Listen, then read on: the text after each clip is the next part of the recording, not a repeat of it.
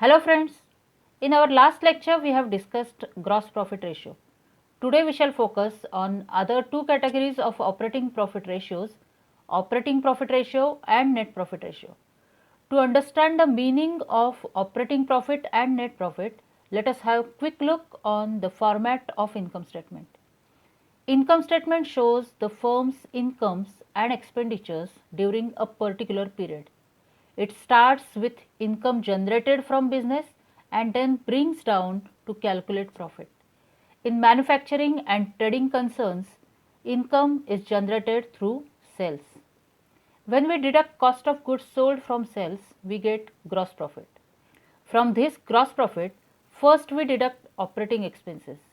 These are expenses which are related to business but not forming part of direct manufacturing expenses, like office and administration expenses, selling and distribution expenses, other indirect expenses such as depreciation on machinery, interest on short term debts, etc.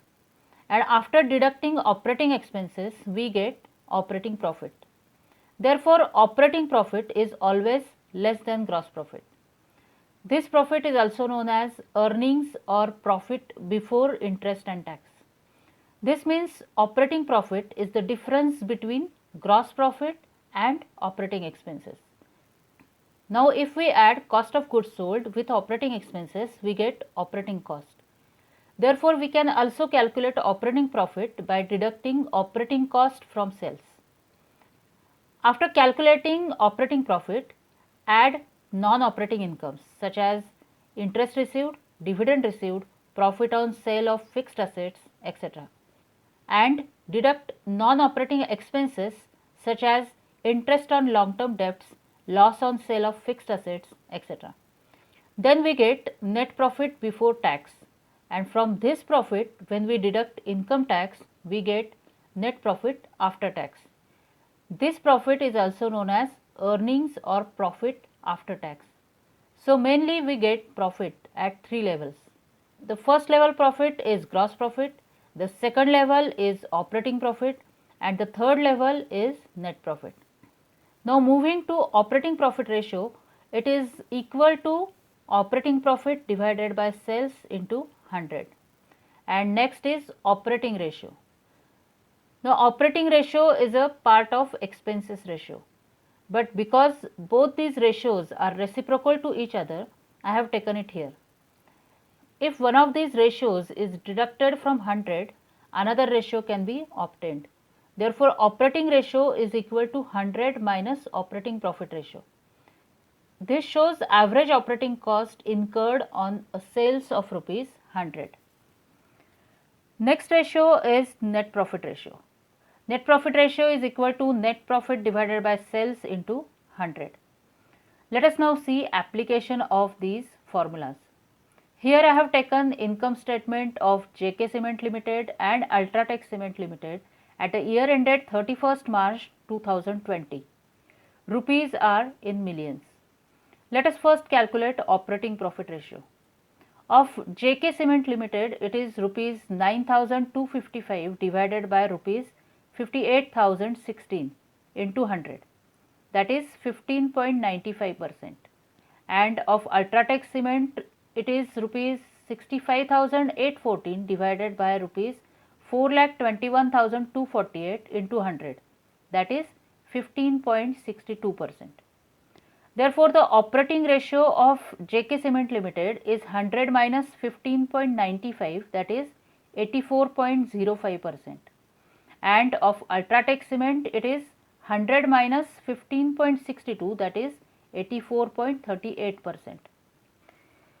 It implies that operating cost of both the industries consumes about 84% of the sales receipts, and around 16% is left for meeting non-operating expenses, tax, dividend and retained earnings.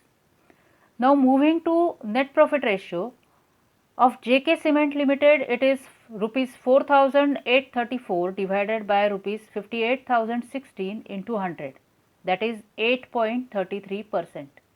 And of Ultratech Cement, it is rupees 58,105 divided by rupees 4,21,248 into 100, that is 13.79%. We can see that operating profit ratio of JK Cement Limited is slightly higher, that is just by 0.33% than Ultratech Cement Limited. Whereas if we check net profit ratio, Ultratech Cement is higher than JK Cement by 5.46%. This is because tax provision of Ultratech Cement is negative. That means they have paid tax in advance. Let us now understand objective and interpretation of operating profit ratio. Now, objective of operating profit ratio is to measure the operational efficiency of the management. This ratio helps to evaluate the efficiency with which the firm is handling its direct and indirect activities such as production, purchase, inventory, administration, selling and distribution, etc. Ratio also helps in knowing the profit availability to manage non-operating expenses, tax, and still sufficiently earn net profit. Same like gross profit ratio, there is no standard set for this ratio, but firm has to generate enough operating profit to cover all its non-operating expenses and tax easily. Therefore, higher ratio is considered as better. High ratio shows that firm has efficiently managed its operations. High ratio is a sign of low cost of goods sold. It indicates that firm may have purchased goods at low prices, or firm is enjoying economies of scale, or the firm may have very good control on its inventory. It also indicates that a firm is able to sell more products in the market or the selling price per unit is high. High ratio also shows that firm has very good control on its direct cost as well as indirect cost. High ratio is a signal of high profit availability for meeting firm's non-operating expenses, tax, and earns enough net profit. Now, if firm's ratio is low, it indicates firm's inefficiency in managing its operations. Low ratio is a sign of high cost of goods sold, further indicating that firm may have purchased goods at high prices, or firm's level of production is low, therefore firm is incurring high cost on manufacturing, or firm may have poor control on its inventory. Low ratio also indicates that a firm is not able to sell its products in the market or selling price per unit is low. Low ratio also shows that firm has poor control on direct costs and indirect cost. Low ratio is a signal of low profit availability for meeting firm's non-operating expenses and earns net profit. To improve this ratio, firm has to increase gross profit by decreasing cost of goods sold or increasing selling price.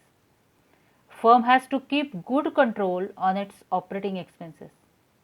Or firm may try to increase gross profit slightly and decrease operating expenses slightly. Now let us understand objective and interpretation of net profit ratio.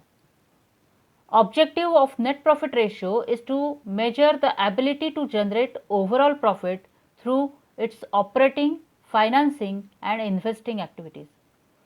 This ratio helps in measuring overall control on operating and non-operating costs. We can measure effectiveness with which firm is handling its operating, financing and investing activities.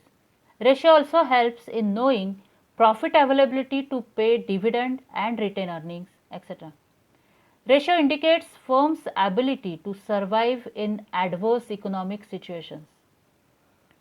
There is no standard set for this ratio also, but firm has to make sufficient net profit as it is the share available for appropriations such as dividend declaration, reserve creation, etc. Higher profit displays firm's success. Therefore, usually higher ratio is considered as better. High ratio is a sign of the highest efficiency in managing operating, financing and investing activities. It shows firm has very good control on operating as well as non-operating costs. It also shows huge profit availability to make necessary appropriations. It certifies that shareholders will get sufficient return on their investment. It indicates that firm has strong ability to survive in an adverse economic condition. However, high ratio may be the result of extraordinary gains such as recovery of bad debts written off, insurance proceeds from earthquake disaster settlement, etc. Whereas low ratio is a sign of inefficiency in managing operating, financing and investing activities. It shows firm has poor control on operating as well as non-operating costs. It also shows limited profit availability to make necessary appropriations. It indicates that firm may face problems in adverse economic conditions. However, low ratio may be the result of extraordinary losses such as loss by flood, loss by earthquake, etc. To improve this ratio, firm has to apply any of the measures like firm has to increase sales by increasing selling price or by increasing sales volume or by doing both. Firm has to decrease cost by keeping control on its operating as well as non-operating costs. And if possible, firm can make slight increase in its sales and slight decrease in its cost. Let us understand effects of few transactions on operating profit ratio and net profit ratio with one case. The case here is company A's operating profit ratio is 18% and net profit ratio is 11%. State what changes will take place in existing ratio from the following transactions. Whether it will increase, decrease or remain same, that we need to decide. Okay. So first transaction is increase in wages. Wages means labor cost and it is part of cost of goods sold. Therefore, increase in wages will increase cost of goods sold, resulting in decrease in gross profit, and subsequently operating profit ratio and net profit ratio will decrease. Next is office salary paid. Now office salary is part of operating expenses. Increase in operating expenses will decrease operating profit and net profit by the same amount. Therefore, operating profit ratio and net profit ratio will decrease. Now, next transaction is selling and distribution cost incurred. Now, again selling and distribution cost is part of operating expenses. Therefore, with increase in operating expenses, operating profit ratio and net profit ratio will decrease. Next transaction is increase in interest of debentures. Now, interest on debenture is part of non-operating expense. So, net profit will decrease by that amount, but there won't be any change in operating profit, resulting in no change in operating profit ratio and decrease in net profit ratio. Okay. And next is profit on sale of fixed asset. Now, profit on sale of fixed asset is part of non-operating income.